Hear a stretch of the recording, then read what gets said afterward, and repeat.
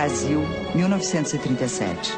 O presidente da República, Getúlio Vargas, cria o Estado Novo. O regime é autoritário. Vargas reforma a Constituição, fecha o Congresso Nacional e nomeia interventores para administrar os estados e municípios.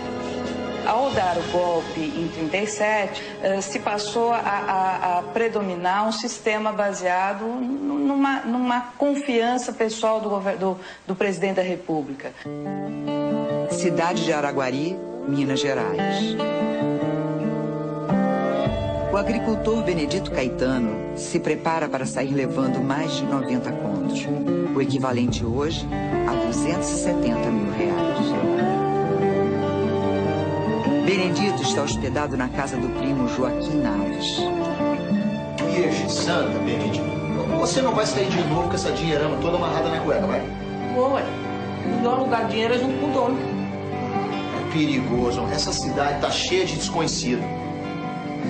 Não é pó quente não, ué. Ih, só vou dar umas voltas aí pra sentir o cheirinho da mulherada. Você não sabe que eu sou atentado que nem coruja, sua? Não tem perigo não, ué. Você que sabe. O dinheiro é seu. Depois você não diga que eu não lhe avisei. Primo, tenha uma boa noite.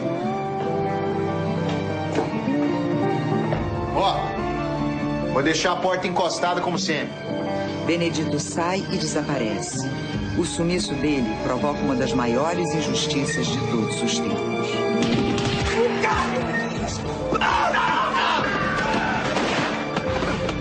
Não somente no Brasil, mas em todo o mundo, o exercício judiciário teve repercussão.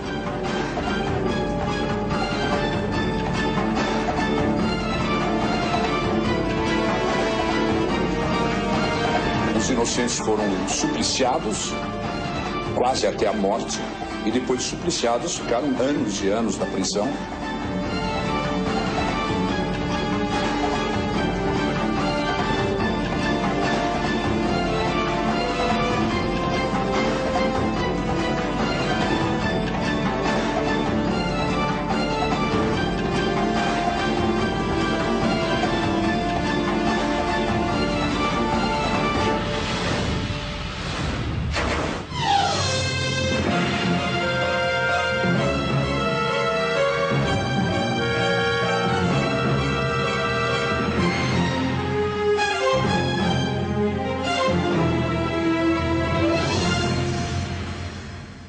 Boa noite. O Linha Direta Justiça continua a série jornalística sobre os casos policiais que marcaram o país. No programa de hoje você vai ver a história dos irmãos Joaquim e Sebastião Naves. Duas vítimas de uma prática que infelizmente é comum até hoje no Brasil, a tortura. Os irmãos Naves foram acusados de roubar e matar um homem e torturados para confessar o crime. O corpo da vítima nunca foi encontrado. O dinheiro também não. Não foi achada nenhuma prova concreta que pudesse incriminá-los. Mesmo assim, eles foram condenados pela justiça. O tempo provou que os irmãos Naves eram inocentes e que foram vítimas de um dos maiores erros judiciários do país. O Erro da Justiça virou filme em 1967, dirigido pelo cineasta paulista Luiz Sérgio Persson. No elenco, John Herbert, Anselmo Duarte, Lélia Abramo, Juca de Oliveira e Raul Cortez. Meu irmão é que quis. Ele que quis matar o Benedito. O que o Luiz Sérgio Persson fez foi apanhar esse filme com uma espécie de parábola daquilo que se fazia durante o período militar. Ali coloca a omissão, a ingenuidade, a inocência daquelas pessoas todas em relação àquele acontecimento terrível que estava acontecendo na cidade. Joaquim e Sebastião Naves são comerciantes. Na década de 30, Araguari tinha como alicerce da sua economia a lavoura de arroz. Chegou a ser uma das maiores produtoras de arroz do estado de Minas Gerais. Benedito está comprando toda a safra do Neirinho. Será que o Benedito vai fazer com tanto arroz? Pergunte a ele, mano. Já comprou para mais de 5 mil sacas. Onde é que o Benedito vai fazer com tanto dinheiro? Ele tá pegando emprestado. Só na família já tá devendo mais de 60 contos. Ó o Benedito ali, ó. Ô, Benedito. Aqui, cara. Fica, toca esse trem lá pro paiol que a sacaria tá toda lá. Sebastião Naves, Joaquim Naves, eram sócios aí de Benedito Pereira Caetano, principalmente na compra de cereais nas redondezas e a revenda na região. Benedito era um homem ambicioso, cheio de dívidas, que pensava em fazer fortuna com o mercado de arroz. Para administrar os negócios, ele saiu da fazenda do pai, numa cidade vizinha, e foi morar por uns tempos na casa do primo Joaquim. Você Zé Lemos, eu só vendo tudinho, sabe? Só vendo tudinho, que são as 2.040 sacas de arroz. É tudo que eu tenho. Procurou os compradores, que eram muitos, e vendeu para a cerealista Lemos, naquela época, toda a partida por 90 contos de réis. 90 contos e 48.500 réis. Benedito, quando é que você pretende voltar para Nova Ponte? Eu acho que na terça agora mesmo, dia 30. Eu, se fosse você, deixava para descontar esse cheque no dia da viagem. Domingo é festa de inauguração da nova ponte do Veloso. Isso daqui vai estar assim de gente desconhecida. É melhor não arriscar. O senhor tem razão, seu Zé Lemos, o senhor tem razão. Benedito passa aquela noite na casa da prostituta Neni. Vamos comigo lá pra Nova Ponte. Tá louco, homem? Ha, desconjuro. Eu sou moleque bem bailado. Nenê, tô com dinheiro. Vendi um montão de arroz. Olha só. A gente pode até casar. Tá louco, homem? Mas eu não saio daqui nem morta.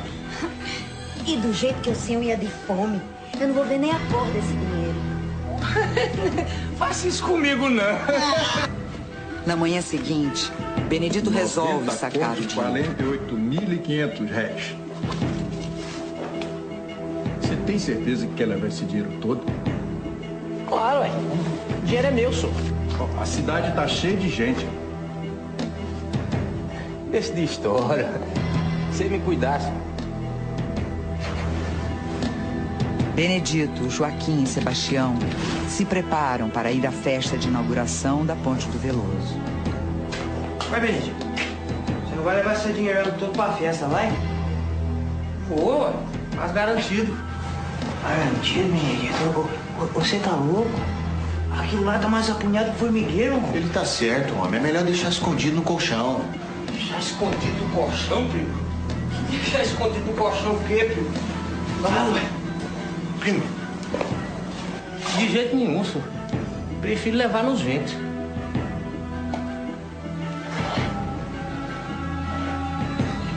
Naquela noite de domingo, na volta da festa, Benedito foi para a casa do primo Joaquim Naves, onde estava hospedado. Com o dinheiro nas mãos, Benedito fez e refez as contas. Embora tivesse uma pequena fortuna, o dinheiro não dava para pagar o que ele devia. Benedito sai mais uma vez, levando o equivalente a 270 mil reais. Nenê, dormir juntinho hoje? Ah, não posso. Hoje eu tô palavrada com o João Santinho. É isso? Vai deixar seu amorzinho na mão? O que é? Vai querer exclusivismo, meu bem? Vambora, Nenê. É mais de 1h da manhã.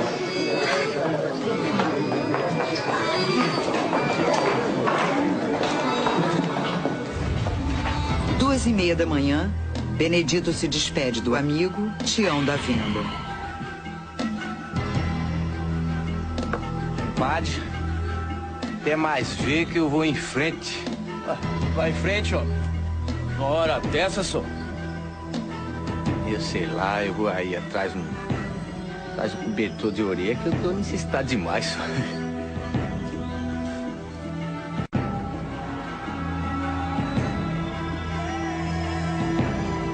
A partir daquele momento, Benedito e o dinheiro desapareceram misteriosamente. Pela manhã, Joaquim não encontra o primo Benedito. Ué. Vai, Kika. Cadê o Benedito? Sumiu. Sumiu como, ué? Não dormi em casa. de estar na casa da Nenê. Daí os dois saem desesperadamente à procura, né, pela cidade de Araguari, nada de encontrar. Procuram por toda a cidade, pelo parque de exposições. O Benedito não dormiu em casa, não. Aconselhados pela polícia, os irmãos Naves procuram Benedito na fazenda do pai. Não é possível que meu filho tenha sumido desse jeito. Vou falar agora, pelo amor de Deus. O delegado Ismael do Nascimento instaura um inquérito policial para apurar o sumiço de Benedito. Eu vi o boato aqui e quem chegou lá na minha casa para falar a respeito da sumiço de Benedito foi o Kim e foi o Tiãozinho. Então acho que só eles mesmo que podem dar conta de onde está o Benedito. O inquérito não conseguiu apurar nada. Para o Estado Novo de Getúlio Vargas, o desaparecimento de um homem com equivalente hoje a R$270 mil era uma desmoralização. A polícia de Araguari então pediu ajuda à capital. Como responsável pelo caso foi nomeado o delegado Tenente Francisco Vieira dos Santos.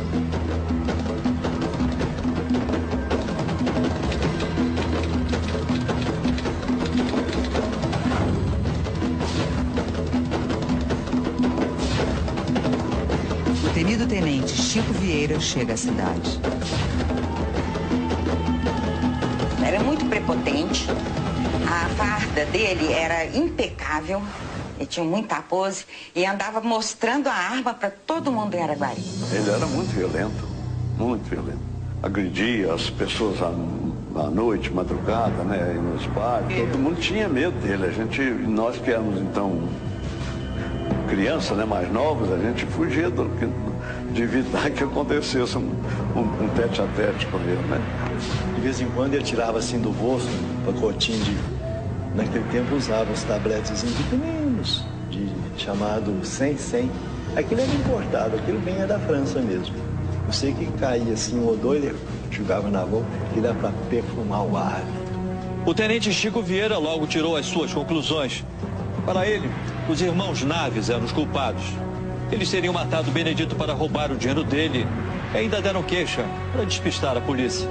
Esta era a acusação do tenente, mas faltavam provas.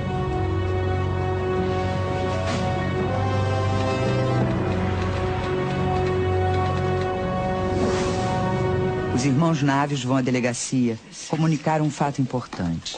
Eles estão acompanhados de suas mulheres e da mãe, Dona Ana. Muito bem. Podem falar. Tem um homem lá em Uberlândia que viu o Benedito. O Zé Prontidão, seu tenente. Nós está querendo falar para o senhor... Eles contam que um conhecido chamado Zé Prontidão veio a Araguari e, ao saber da história do sumiço, disse que tinha encontrado com Benedito em Uberlândia. Tudo certo, parece que tá. E onde está esse tal de Zé Prontidão? Mas, ô, seu tenente, eu tô aqui falando pro senhor, acabei de dizer, em Berlândia mesmo, seu tenente. Turquinho, mande buscar esse homem agora mesmo. Muito bem, por enquanto é só. Vocês já podem ir. Dá licença. Aí.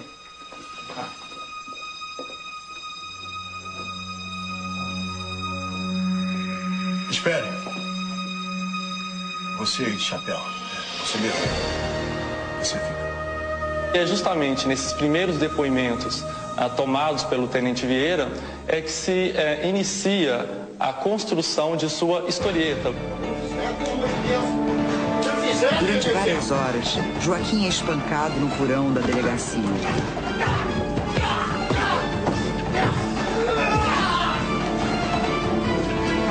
Fala, meu filho!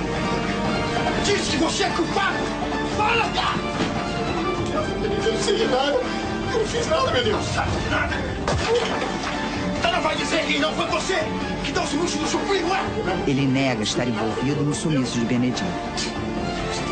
Eu não tenho nada com isso. Não sabe por que perdeu a memória. A gente tem um bom remédio para fazer a sua memória voltar, meu filho. Eu não tenho nada com isso, meu Deus do céu. Eu tô chegando aqui. Este é o porão da delegacia. Aqui funcionava uma espécie de câmara de tortura. Senhor Zé Prontidão. No mesmo dia, Zé Prontidão chega para prestar depoimento. Esteve na casa da dona Ana Rosa Naves. Sim, senhor. Eu vim procurar o Sansão, o cachorro do meu patrão. É um cachorro grande que dá medo, mas é um cachorro bom demais. Mas não encontrei em lugar nenhum. cachorro não é de se admirar. Daí, então, o senhor foi na casa da dona Ana Rosa. Isso, pra entabular uma prosinha e tomar um cafezinho, né? E disse pra ela que tinha visto o Benedito. Isso, sim, senhor. O Zé Augusto, meu patrão, tem um caminhão. E deu emprego pra ele de ajudante durante uns 2 ou 3 dias, se bem me lembro. Senhor Zé Prontidão, o senhor, por acaso, conhecia o Benedito? Não, senhor. E como é que o senhor sabia que era o Benedito? Ele era igualzinho como a dona Ana descreveu. Além do mais, já encontrei com ele no posto de gasolina e ele me disse que se chamava Benedito. Eu até dei o endereço pra ele de uma pensão baratinha lá em Beraba. Ele dormia por lá.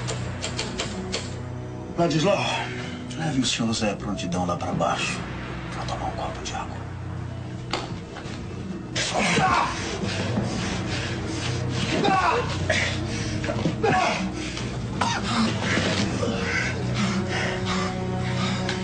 Então, seu Zé Prontidão, vai confessar ou prefere ficar mais alguns dias aqui hospedado com a gente? Não quer dizer a verdade. A verdade. Pelo jeito a gente vai ter que fazer serão hoje. Depois dizem que a polícia não trabalha. Uma ingratidão. Naquela época, a polícia era bem mais violenta, né? Principalmente nas cidades do interior, e tinham que tirar a confissão de qualquer maneira, sob tortura.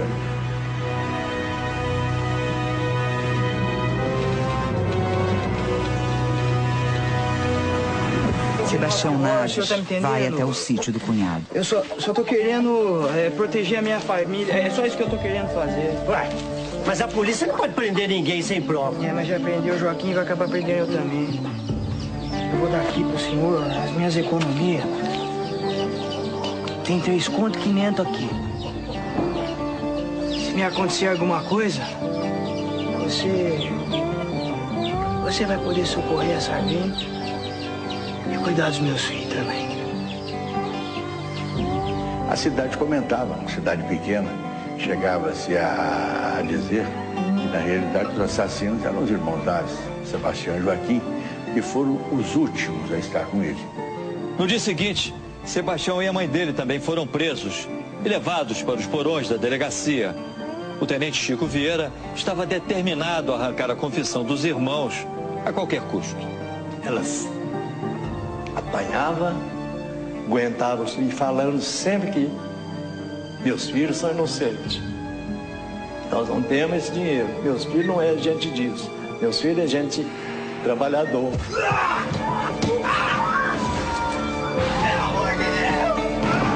Os Naves são submetidos a torturas como arrancamento de dentes e unhas com alicates e são obrigados a dormir em pé, amarrados pelo pescoço. Socorro! Pelo amor de Deus! Filho, só diz a verdade! A verdade! A verdade! Eles chegam até a presenciar o estupro da mãe. Pelo amor de Deus, não faz com a minha mãe, não!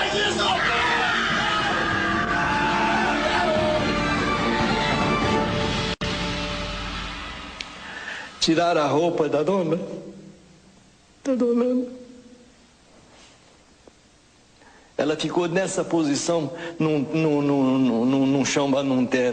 lugar de chão batido, nessa com as pernas abertas e com os braços abertos assim.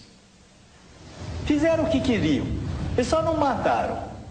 A dona Ana sofreu demais. Eu até não gosto de comentar muito esse caso, não, porque dá uma tristeza danada. Depois de dias de prisão e tortura, Zé Prontidão muda o depoimento e acusa os irmãos Naves.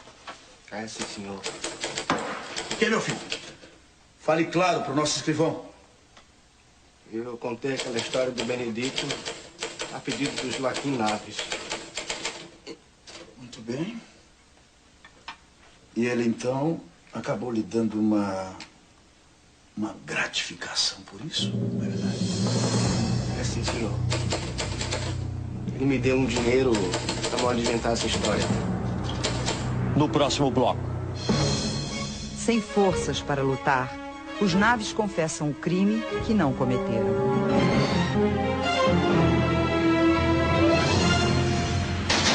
5 de janeiro de 1938. A mãe dos irmãos Naves, Dona Ana, é solta e procura o advogado João Alami. Que chegaram a me violentar. Eu preciso falar com a doutora Alami. Calma, Dona Ana, calma. Fique tranquila, a senhora vai ficar aqui na minha casa. Eu vou defender os seus filhos. O papai viu que ela estava falando a verdade. E o papai escondeu a Dona Ana dentro de casa, na nossa casa lá em Araguari. O tenente Chico Vieira estava convencido da culpa dos irmãos Naves, mas faltavam provas.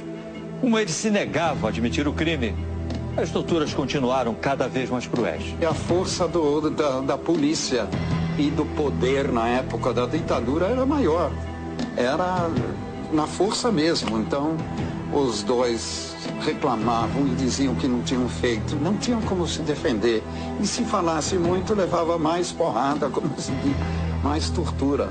E infelizmente, vamos dizer, essa linha de interrogação, vamos dizer, de investigação policial continua um pouco até hoje, né? É assim. Os espancamentos também são feitos fora da delegacia. O Zé Prontidão já confessou. Já tá com a consciência limpa. Como é? O que vocês fizeram com o Benedito? Eu disse mais de 1000 vezes que nós somos inocentes. Mão de fogo, Damásio. Levem o Sebastião lá pra beira do córrego e acabem com ele. Eu não fiz nada, eu sou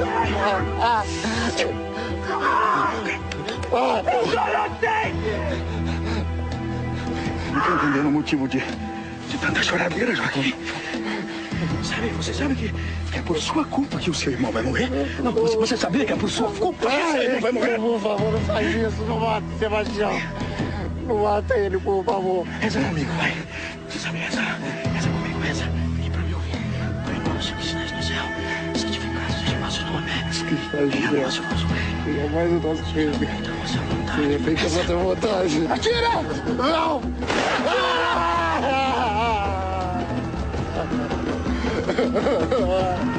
Seu irmão já foi prestar contas com o divino, Joaquim.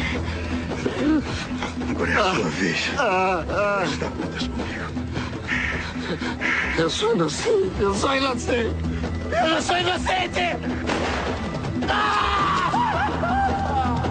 Joaquim é atingido com um tiro nas nádegas. Ferido e certo de que seu irmão está morto, ele não suporta o sofrimento. Você tem alguma coisa pra me dizer, Joaquim? Confesso. Eu falo tudo que o senhor quiser.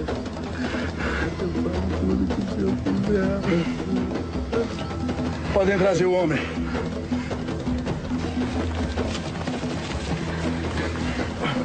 Joaquim se emociona quando percebe que seu irmão está vivo.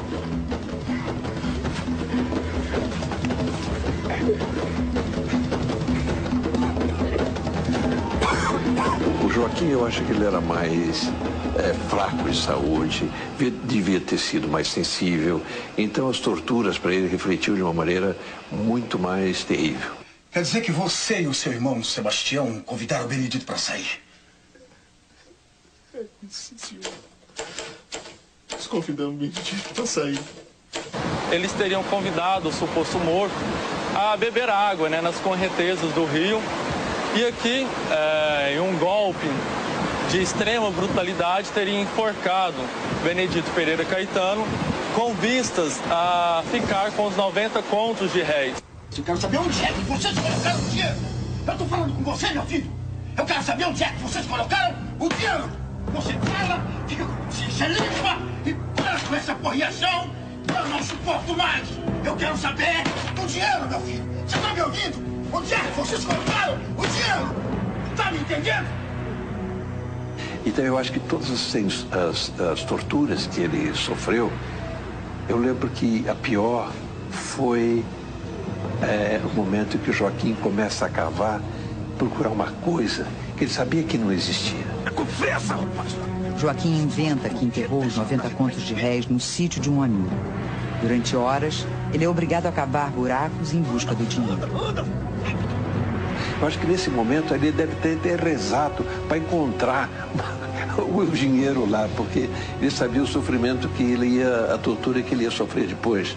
Então, isso eu acho que ainda foi pior, porque a tortura física se compreende, mas esse tipo de tortura, né, você querer encontrar o imaginário dessa maneira, de uma história imposta por um tenente completamente louco, doido, que criou todo um crime.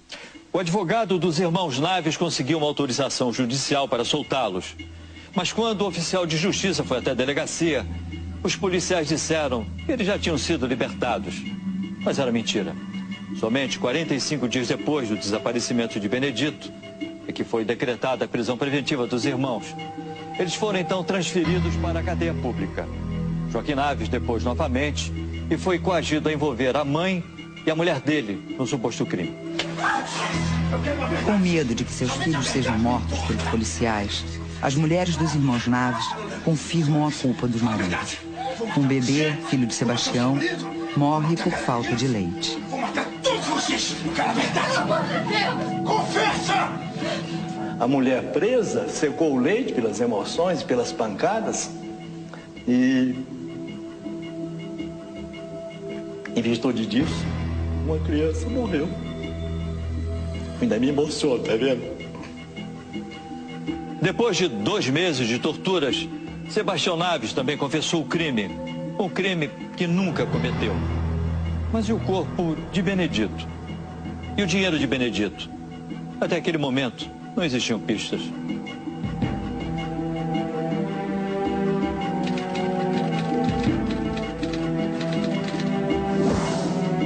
O delegado especial, o coronel da Polícia Militar Luiz Fonseca, chega à cidade. Coronel, já usei todos os meus métodos. Estou cansado. Francamente, eu não sei mais o que fazer. Comigo eles vão confessar. Pode acreditar. Eu sou inocente! Confessa, desgraçado. Os policiais passam mel no corpo de Sebastião para atrair insetos. Um policial pressiona a língua de Sebastião com um alicate. Sebastião apanhou tanto que acabou desmaiando. Os policiais acharam que ele estava morto e abandonaram o corpo dele no meio do mato. Ao chegar a Araguari, a polícia alegou que o preso tinha fugido. No dia seguinte, o coronel Zeca Pólvora avista Sebastião e o socorre. Para surpresa de todos, Sebastião Naves chega na cidade com o Zeca Pólvora e se apresenta na delegacia. Você tem certeza? Sebastião diz que quer provar que é inocente. Que eu preciso provar a minha inocência. No dia seguinte, envergonhado, o coronel Luiz Fonseca foi embora de Araguari. Dias depois, foi a vez do tenente Chico Vieira. Mas apesar da farsa da fuga de Sebastião ter sido desmascarada, o juiz local registrou como se ela tivesse realmente ocorrido. Porque eles, como eram analfabetos, não sabiam mal escrever o nome, eles eram pessoas que não tinham a menor condição de defesa própria. Diante da justiça, os irmãos Naves se declaram inocentes e dizem que foram torturados para confessar o crime. É quando o temido tenente Chico Vieira aparece para tentar intimidar. Eu quero deixar claro que a polícia é um órgão do Estado criado para assegurar a tranquilidade e o direito dos cidadãos. Mas essa polícia aqui amedrontou e espancou esses miseráveis que aí estão. Violou moral e fisicamente as testemunhas desse processo. Nos ameaçou quando cumpríamos com o nosso dever. Subverteu o sentido da lei e da ordem. Esta polícia não é polícia, ela é outra coisa. Ela está aqui para acovardar a defesa, para que não se possa mostrar ao júri o seu monstruoso desempenho na realização deste processo. Uma das mais vexatórias farsas criminais de todos os tempos.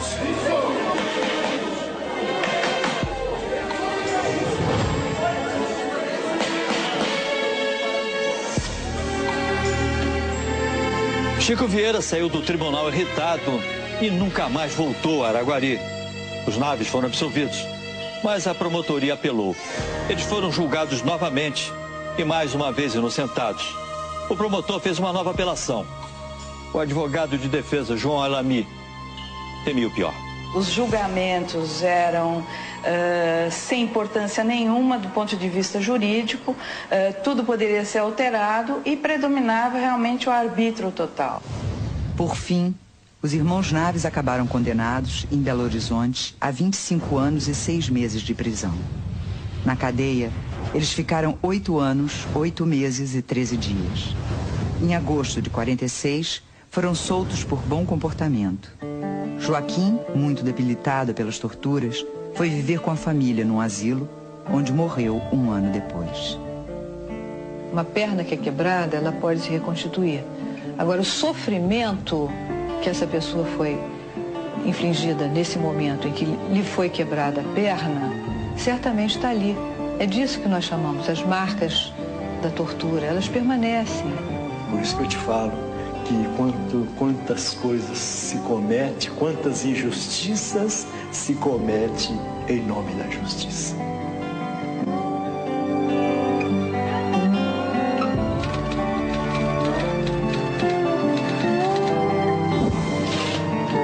Fim da ditadura do Estado Novo. Sebastião volta a trabalhar vendendo verduras. Ele não desiste de encontrar Benedito. Eu falava com o papai, eu ainda acredito que o Benedito vai aparecer. E vai provar a minha inocência e a do Joaquim. Daqui a pouco. Um acontecimento surpreendente muda o destino dos Naves. Benedito está vivo. 15 anos depois do desaparecimento de Benedito, Sebastião Naves recebeu um telegrama de um parente. Ele garantia ter visto Benedito vivo, próximo da fazenda do pai. Sebastião vai com a polícia até o local. Ele ainda tem esperança de encontrar o primo vivo.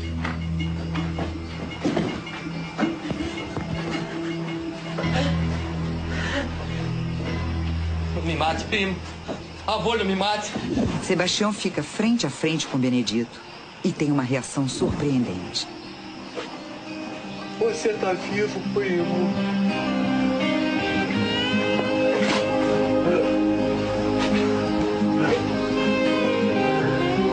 Eu esperei tanto por esse dia, primo.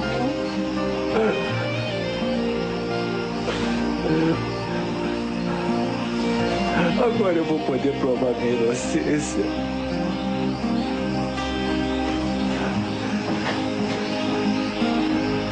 Acho que esse foi o grande prêmio que meu pai teve, né? Naquele momento.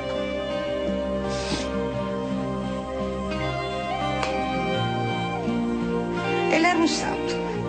A gente pode falar assim, sabe? Porque depois de tudo que ele sofreu, ele perdoou todo mundo. Uma coisa que eu acho que eu não faria. Esta é a foto do encontro entre Sebastião e Benedito. Uma pessoa não pode testemunhar a inocência dos irmãos Naves. O tenente Chico Vieira, o torturador. Depois de um derrame cerebral e um longo sofrimento, ele tinha morrido 4 anos antes. Preso em Araguari, Benedito fica conhecido como um morto-vivo. Os moradores da cidade querem vê-lo. A reação da cidade foi terrível contra o Benedito, né? Porque foi muito covarde, né? De deixar os primos sofrerem aquilo tudo. Benedito alegou ter sido roubado e disse que fugiu por não ter como pagar as dívidas. Ele jurou que nunca soube da prisão dos irmãos Naves. Mas um fato importante desmentia a suposta inocência de Benedito. Ele tinha oficialmente mudado de nome. Para a polícia provar que o homem encontrado era mesmo Benedito, a mulher e os 2 filhos dele, que moravam em Goiás, foram chamados para depor. Mas o avião em que a mulher e os 2 filhos de Benedito viajam para depor cai. Todos morrem. Benedito chega a tentar o suicídio. Como legalmente ele não é acusado de cometer qualquer crime, ele é solto e desaparece. Desta vez, definitivamente. Teve-se notícia de Benedito na década de 60, onde ele estava envolvido, então, com garimpo em Mato Grosso, mas, no entanto, desde então não se teve mais notícia alguma. Em 1958, Dona Ana Rosa, mãe dos Naves, aos 91 anos, é eleita mãe do ano. Ela ganha um colar de pérolas de Dona Sara Kubitschek, a primeira dama do Brasil. Os irmãos Naves, depois de acusados, humilhados, torturados e condenados pela justiça, foram considerados inocentes. Em janeiro de 1960, o Supremo Tribunal Federal condenou o Estado de Minas Gerais a pagar uma indenização por esse grave erro judiciário. E a indenização que o meu pai recebeu e a minha tia, mal deu para eles comprar uma casa simples. Por quê? Porque não foi embutido o juro e a correção monetária. Mas não era o objetivo também do meu pai, querer ficar rico com isso. Essa era a maior alegria dele, saber que todo mundo sabia que ele era inocente. Nós queremos saber a sua opinião. O Brasil é considerado um dos países onde a tortura policial é mais frequente. Por que isso acontece? Despreparo da polícia para investigar os crimes, falta de punição para os torturadores, herança dos regimes autoritários, falta de orientação psicológica para os policiais. Acesse o nosso site www.globo.com/linha direta na internet e dê sua opinião. Sebastião costuma rezar pela alma de seu irmão Joaquim, que morreu antes de ser inocentado. Ele dizia que as coisas ruins a gente deve esquecer e guardar só as boas, os bons momentos, né? Nessa construção nossa que cada um tem na sua vida própria, né? No dia 10 de maio de 1963, Sebastião Naves morre aos 58 anos, tranquilo, em paz, redimido. 2 meses depois, Dona Ana morre aos 97 anos. Estou aqui fazendo esse depoimento, dizendo que a nossa família é uma família até privilegiada, não é? Porque nós conseguimos, como dizia minha mãe, agasalhar a esse inferno no cobertor que Deus nos deu.